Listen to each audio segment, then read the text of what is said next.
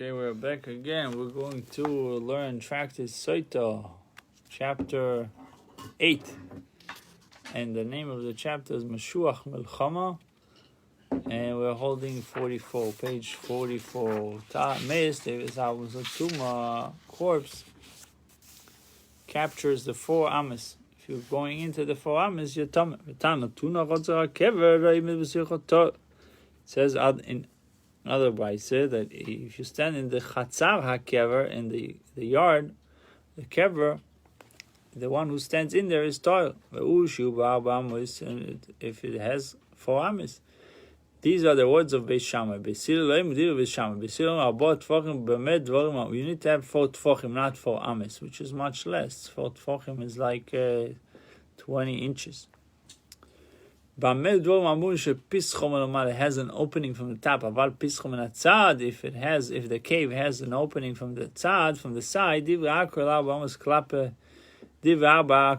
everyone agrees that you need to keep distance of 4 amis in order not to be tomeh. Kalpe layo, but if it's open to the top, so div amis kalpe layo. You have to keep 4 amis. Now, kalpilayo, to which direction does logic point? Adrabba minatzad, from the side, miderid venofik. One leaving the courtyard will naturally draw away from the crypt as he exits. There's no danger that he will inadvertently pass a hand over the crypt as he leaves. Therefore, he should be toher milamailo. However, he enters from above, it's impossible for him to hoist himself out of the pit without his arm passing over the crypt. Therefore, he should be tomer. We're dealing with a case where the opening of the cave is from the side. But if the opening is from the top, the entrance is from above, all agree that the courtyard must measure 4 amis. These words dealing with the courtyard of the grave, of a crypt. The Misaima Mechitzoso's partitions distinguish it from the area containing the corpse. You have the actual burial place, and then you have the chatzar, the courtyard. Aval meis b'amatofis, this implies that an ordinary corpse, when one is in an unenclosed place, does seize the 4 amis around it, and this follows the opinion of Eliezer ben Yaakov. Another guy that comes back from war, mi ha'isha asher eras isho, someone who did irusin, did a betrothal, and has not taken her in Nisuin, did not consummate the marriage yet. Tanu Rabbono, so he has to come back, right? Last he died in the war, and someone else will marry her. Tanu Rabbono, whether you marry a virgin, or whether you marry a widow or divorcee, one who is duty bound to marry his yavam. Even if 5 brothers went to war and one of them died in battle, all of them returned to on account of the brother's wife, the avama. Instead of writing and has not taken, the verse writes and has not taken her.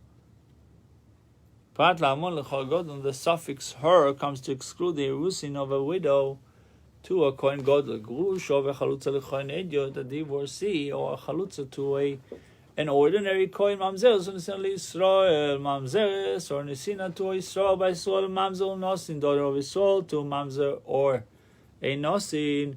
One who enters into one of these prohibited marriages is not included in this exemption, and he stays in war. This is obviously not following the opinion of Rabbi Menashe, because Rabbi Menashe said, the one who is afraid should also go back home. What is he afraid about? He's afraid from the sins, and this guy obviously doing a sin. You can even say that the Baisa, of course, a person is not liable for the marriage, is not liable for committing or getting involved with prohibited marriage until he actually consummate the marriage. But why does it say le'yikach? You shall not take mishum le'yachal, because it commands you shall not profane. That is to say, the marriage is prohibited only if it ends in cohabitation. So long as the Kohen does not cohabit with her, he has not transgressed. Mishum achin leike ad shiva, because of this, he does not incur lashes until he cohabits with her. So according to Rabbah, a Kohen who takes a forbidden woman in Irusin but does not cohabit with her has not sinned. Since he is not a sinner, Rabbi Menashe will agree that he is not excluded by the pasuk of frightened and faint of heart. Perhaps, though he is exempt on account of his having done Irusin. The Brisa teaches that Irusin performed with a prohibited woman does not render a man exempt. Tanu Rabbanon asher bono, who built, asher nota, asher eras, who planted, who did Irusin, limda Torah derech, the Torah taught us proper conduct. Shivna odam abayis itakerm, that a man should build a house, plant a vineyard, ve'achar kach yisa isho, and afterwards marry a woman. Shlomo HaMelech stated in his wisdom, Hochen b'chutz melachtecho, va'atedo basode loch, achar uvoniso v'isecho. Prepare your work outside and prepare for yourself in the field, and afterward build your house. Prepare your work outside. This is a house. Prepare yourself in the field. This is a vineyard. Afterward, build your house. This is a woman. I.e., marriage. King Solomon advises a person to first prepare himself with a house and a livelihood, and only then to marry. But then the Gemara is kind of contradicting him. We know today it's definitely not the practice, because you can find yourself trying to earn a livelihood until you're 50 years old and you actually buy a house. I see a different problem. The problem is, if you buy a house before you get married, the wife, then she's going to say, no, I don't like this house, I want that house. That's fine, but at least you have the money to buy another house. So it's better you don't buy the house and let her buy the house, then she's happy. No. It's better to own a house, and if she doesn't like it, you can always sell it and buy another one. Okay. Make some profit on selling the house. True. Okay, fine. That's a good way too. But your whole approach is the approach of that she will decide which house. But you have to come to it. You are the man. You will decide the house or not. You saw a video the other day. Well, that's people that subject themselves to this kind of relationship. At a certain point, you have to do it. No. Maybe not you. No. It's. I bet rather not be alive if you live like this. There's a level of. I'm not living like that, but there's a level of how much people can subject themselves to others. All right. We will have our different ways to get through things. Yeah, I don't confront every situation, but you need to have a say. Right, I have a say. That's it. I pick my fights. I don't want to fight. I don't think you should fight at all. I'm just saying. I pick. I don't. Certain things that are not. The Rebbe said the things in the house, for example, painted this way and that way. That's let her choose. Right, exactly. But people that raise kids, and if the wife is going to wake up tomorrow, is going to say she wants to send to public schools. No. That'll send yourself into whatever. That's different.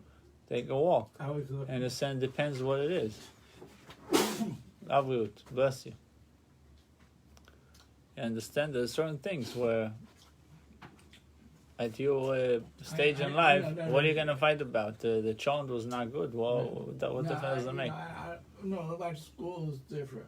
I'm not talking Yeah, about you have like that. I'm raising not talking- kids, education, I'm not talking about that. serious stuff. I'm not talking about that. If you, for example, could not live in a condo, you could not live in a condo. You can't handle neighbors. You want to live in a house, a single-story house with a front yard, backyard. You like to do gardening. That's what you like to do on Sunday.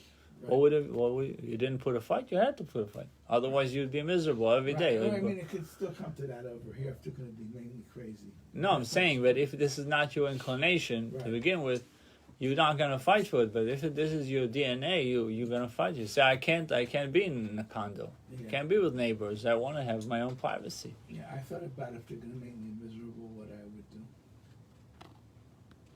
Yeah. I go live where, what's his name is?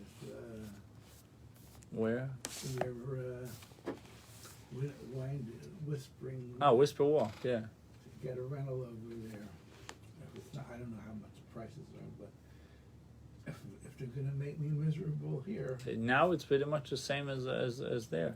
Yeah. It's 160 or And 150. if they're going to make me miserable here, then whatever. But we're not there yet. Hopefully we won't. Who says that over there they're better? I don't know. I don't know. I don't know either. Anyway, let's. It says another interpretation to Shlomo HaMelech's statement. Prepare your work outside. This is the study of scripture. Prepare yourself in the field. This is the study of Mishnah. Back to the mimer we learned before about the guy that only wants to learn Torah. Before one begins studying Gemara, he must be proficient in scripture and Mishnah. You need to know Bereshis, Shmois, Vayikra, Bamidbar, Dvorim. You need to know Mishnah. You can't just learn Gemara. Another interpretation of Mishnah. Prepare yourself. We work outside. The study of scripture and Mishnah. And prepare yourself in the field. This is the study of Gemara. Right. And then. Afterward, build your house. These are good deeds. One who seeks to perform good deeds must be well versed in Torah. Right. Otherwise, you don't know what you're doing. That's true, but I'm saying you're learning Torah so you can do the good deeds. Right. Rabbi Elazar b'nei Rabbi Eliezer b'nei Shalvi Yisaglu Loim Me'ochem L'achuz Menach Devoz Mikro Mishnah Gemara. Prepare your work outside. This is the study of scripture, Mishnah, and Gemara. Prepare for yourself in the field. These are the good deeds. Afterwards,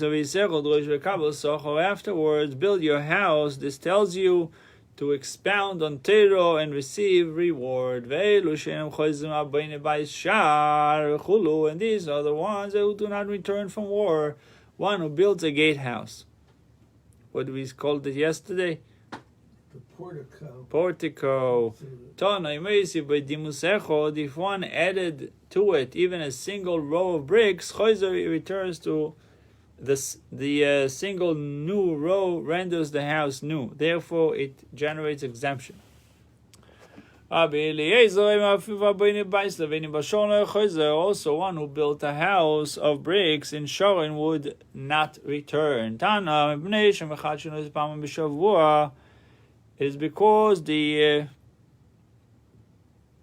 Sharonites were compelled to rebuild this house twice in each 7-year period. The houses are therefore regarded as temporary structures and as such cannot exempt one from battle. And these are the ones who do not move from their places. One who built a house and inaugurated it, but did not dwell there a full year. Actually, there was one house in Boca. The guy was a big builder. He built in BRS, fancy, beautiful house. He bought the doors from Italy and this from there and this from there. The house was built and he got a heart attack and died. He didn't even live in the house. Oh, He was a big Baal Tzedakah, great guy. Unbelievable guy. Did you ever go to Newport, Rhode Island? Don't think so. Well, that's not, I don't know if your kids will appreciate it, but have all the mansions from all the rich people of the back in the day, the Gilded Age, And it was one house, I think it was the Marble House. They built it millions and millions of dollars, and they never lived in it. Marble? It's called the Marble House. Wow. It's when your kids are all married off, and you have a little wife wants to travel. It's a very good place to have a nice shul there, Torah synagogue. Wow.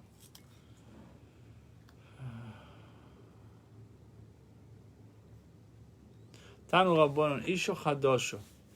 The rabbis taught in a Baisa, what does it mean Isho Chadosho? A new wife. En li ela Isho Chadosho Almona Grusha Minayim. We know about new wife. What about Almona Grusha?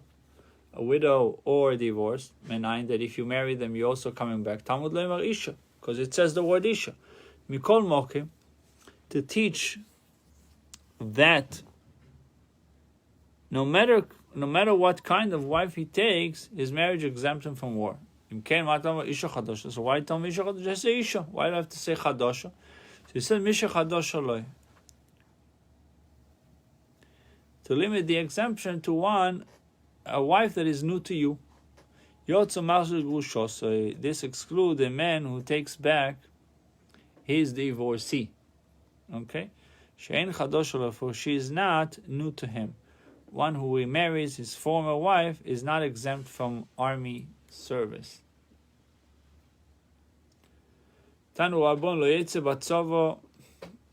He should not go out to the army. Yocho batzovo lo yetze. It could be thought that it is with the army that he does not go out. Aval yaspik mayim umozon. But he must go out to supply water and food to the troops. V'yisakin adrochim, must repair the roads. Nor shall army service be placed upon him regarding any matter. This teaches that the army has no claim on him whatsoever, not even the rare echelon duties. Even one who built a house and has not inaugurated it. No, one who planted a vineyard and has not redeemed it.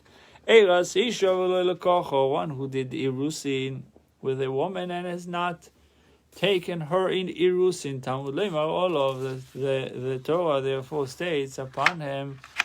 This exclusionary term teaches all of Yatamavir upon him. You may not place this service, but you may place this service upon others, upon those listed above. And now that the Torah wrote, nor shall army service be placed upon him. Why do I need the pasuk? He shall not go out with the army.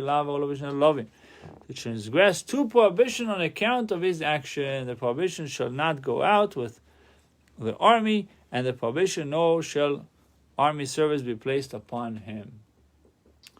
The officers continue to speak to the people. According to its simple meaning, someone who is afraid. He's unable to see the war. He's unable to see a sword in front of him. Says,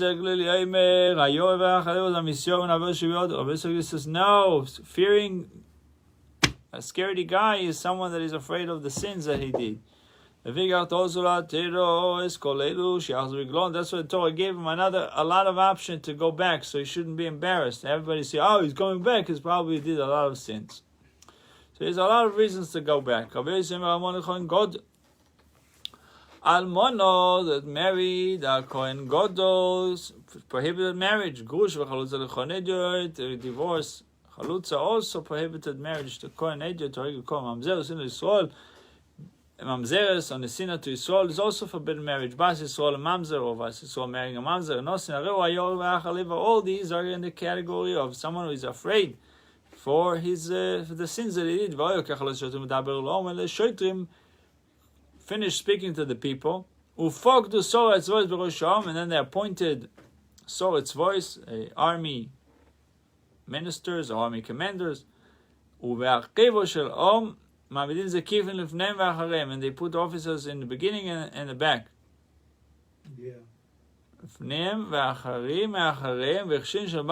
holding spears in their hands.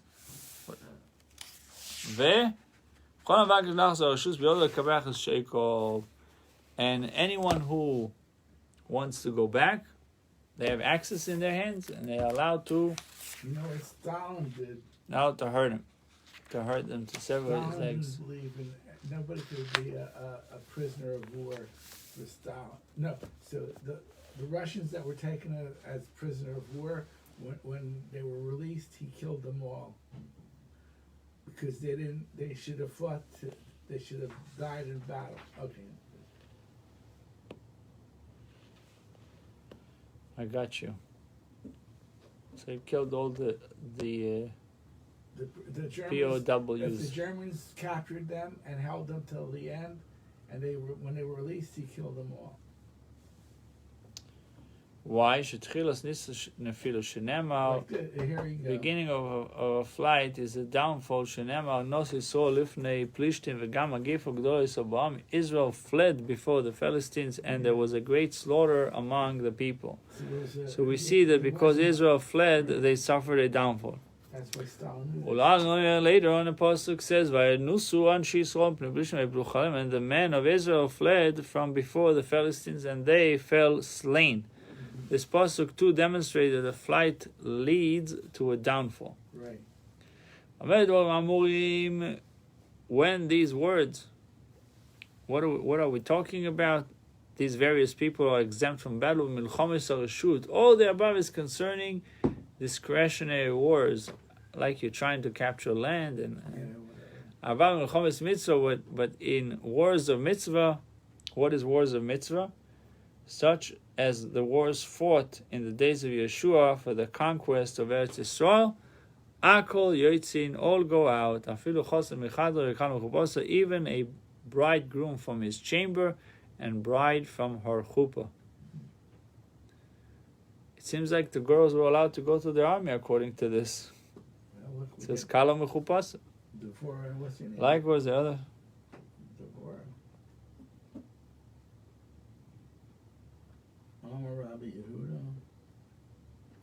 Just trying to see if it says anything about the girls going to war, because I know women are not supposed to.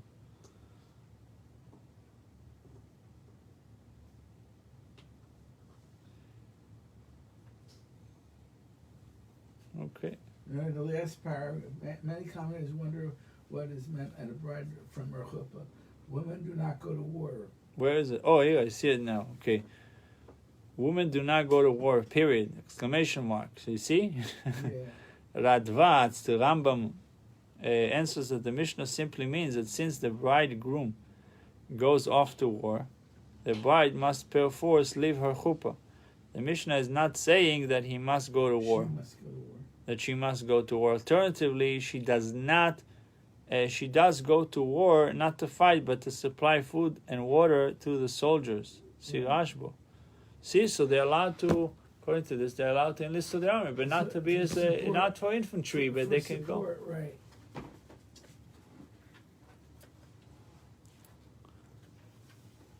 Okay, so now,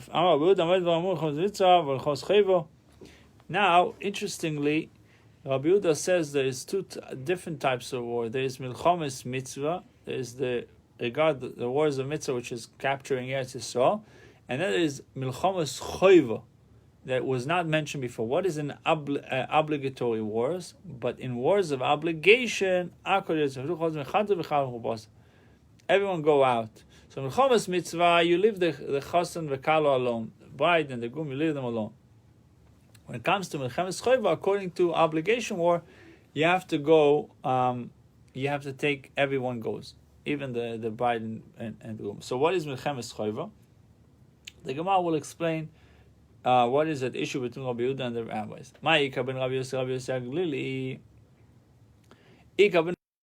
Between them.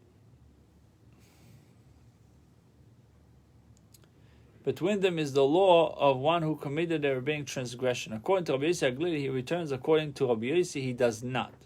Keman Ozlo, the Tanyo, with whom does it accord? Soch ben tefillah letefillah. Here we go, talking and davening. If one spoke between donning the armed tefillin and the head tefillin, but recited no second blessing, He didn't say a blessing, right? He had interruption. Averei biyoda, he has committed rabbinic transgression. And that's sufficient to go back from war. And he returns on its account from the war regiments. You see? Come on. With whom does it accord? With Rabbi Yossi who mandates return for transgression of rabbinic laws. One heard the sound of trumpets of war and trembled. The clashing of shields and trembled. He saw glitter of swords and water. Yuan ran down onto his knees. Choizer, he returns to his home. Come on. What? Who needs him anyway? Let us say that this is in accord with Rabbi Akiva and not Rabbi Yossi HaGlili. It is Rabbi Akiva who interprets the verse, who is frightened and faint of heart, as discussing one who lacks courage. When Rabbi Yossi HaGlili, however, this pasuk discusses one who is frightened because of sin. But in this case, where he is frightened of battle, even Rabbi Yossi HaGlili admits that he returns home, for it is written, and let him not melt the hearts of his brethren like his heart. This segment of the verse teaches that a man who is terrified of battle is exempt. And it shall be when the officers finish speaking to the nation. The Mishnah rules that should anyone attempt to flee, the guard may sever his legs. So for the beginning of flight is a downfall. This which the Mishnah says for the beginning of flight is a downfall. For the beginning of a downfall is flight. Is what should it say? For in fact, the flight that causes a downfall, not the other way around. Not the downfall causes flight. The flight causes downfall. Indeed, say the Mishnah, for the beginning of a downfall is flight. Where are these words said with regard to discretionary wars? The rabbi's discretionary war, in Rabbi Yehuda's war of mitzvah derabanan zohi chayva Rabbi Yehuda. The rabbi's war of a mitzvah is Rabbi Yehuda's war of obligation. That is to say, the rabbis of Rabbi Yehuda are in perfect agreement as to the sort of war that qualifies for exemption from battle. The dispute does not concern exemption, it concerns an unrelated matter, namely which sort of war can be described as a mitzvah. What is a war of mitzvah?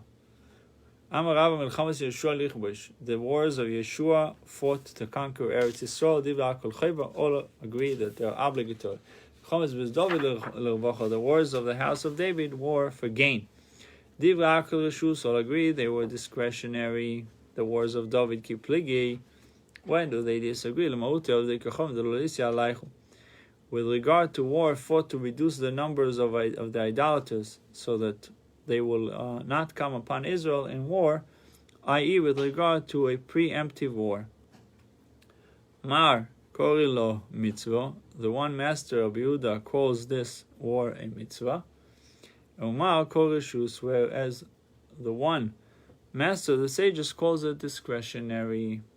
Nafkamina, the practical difference between them is where one fighting in such a war is regard to one who engaged in a mitzvah, who is exempt from performing another mitzvah, or whether he is not so regarded.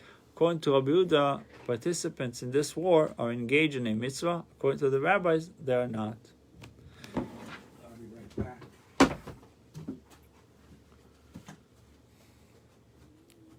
It emerges that when the rabbis speak in the Mishnah of a discretionary war, they refer to a preemptive war. The rabbis do not regard a war of this sort as a mitzvah. Rabbi Yehuda does. Both Rabbi Yehuda and the rabbis agree, however, that in this sort of war, the exemptions apply. The exemptions apply. According to Rabbi Yehuda, then, there are three categories of war. Wars of obligation, wars of mitzvah, and discretionary wars, So we have obligation, mitzvah, and discretionary. According to the rabbis, there are two: wars of obligation and discretionary war. All agree that the exemptions are suspended only for wars of obligations, such as those fought by Yeshua and against Amalek, and in defense against invaders. All other wars, the exemptions apply. Adon Aloch Mashuach Mulchama, we shall return to you, Mashuach Mulchama, starting chapter 9. This last chapter of this tractate deals with the laws delineated by the Torah in Deuteronomy chapter 21, verse 1 to 9. Since the Gemara discussion of these laws deals repeatedly with the text of these verses, we have the verses here in the introduction. If a corpse will be found in the land, on and on and on. You have nine psukim. That's called Meis Mitzvah, right? We find if a corpse will be found on the land that Hashem, your God, gives you, you have to Zekenim come out. They measure which city is it close to, and they take Egla Rufa, they take Egla, they take a calf that no work was done with it. The elders take the calf to a place called Nachal Esan, a place where no one once they do the procedure there, you can't use the land, and the Kohanim approach. They do their blessings over there. Anyway, there's a procedure that's being done to Meis Mitzvah. If you find a corpse and there's no evidence that it was killed by somebody, nobody knows who killed them. Anyway, Egla Rufa B'Loshen HaKodesh, Egla Rufa must be said, decapitated calf must be said in the holy tongue. The psukim that they say, Shenemar Kimotze Chol Ba'adam V'yotzus Kenecha V'Shavtecha. If a corpse will be found on the land, and your elders and your judges shall go out, and they will measure to the cities that are around the corpse. 3 judges of the great court in Yerushalayim would go out to where the corpse was found. Rabbi Menashe says actually 5 judges would go out. Shenemar Zekenecha Shnayim, for it is written, your elders, which implies 2 judges. V'shivtecho shtaim, and your judges, which implies 2 more judges, for a total of 4. Ve'in beis din shokul, and you can't have a beis din that is even number in judges. So we must add one more judge to those 4, for a total of 5 judges. The Mishnah lists circumstances in which the obligation of Egla Rufa does not apply. Nimtza Tamun Begal, if a corpse was found covered by a pile of stones. So he obviously died because of the collapse of stones. No, somebody buried him. It says in number 8, Rashi will discuss it. Thank you. Okay. But you could have that interpretation, right? Or let's see, or tolu beilan, or hanging from a tree, or tzaf pnei hamayim, or floating on the surface of the water. Lo yof. In these cases, they would not decapitate a calf. Shenema, for it is written, if a corpse will be found on the land, fallen in the field, shenema bo adom v'lo yitom v'gal, on the land, exposed on the land, and not covered by a pile of stones. Neifel v'loi fallen and not hanging from a tree. In the field, laying on the ground and not floating on the surface of the water. If the corpse was found close to the borders of Eretz Yisrael, or the Yeshub of the Kechovim, or to a town that it is inhabited mostly by idolaters, or Leushen Beis Din, or near to a town in which there is no court, lo yoelfin, they would not decapitate a calf. En moedina leushesh beis din, they measure from a corpse only to a town in which there is an established court.